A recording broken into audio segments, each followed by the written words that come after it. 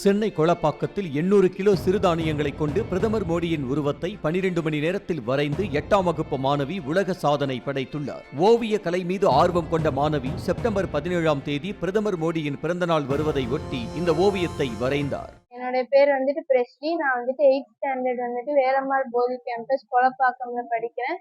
வர டியூஸ்டே நம்மளுடைய பிரைம் மினிஸ்டருடைய பர்த்டேக்காக நான் 600 ஸ்கொயர் ஃபீட்ல மில்லட்ல ஒரு போர்ட்ரேட் பண்ணியிருக்கேன்.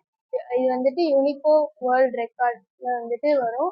இது நடைமுறைப்படுத்துறதுக்காக நான் 1 வீக் ட்ரைனிங் எடுத்தேன். இது ஒரு புதுசா யூனிக்கா ஒன்று பண்ணணும்ட்டு நினைச்சிட்டு நான் இது ஸ்டார்ட் பண்ணேன். இது ராகி, கம்பு, சோளம் வச்சு வரையணும்.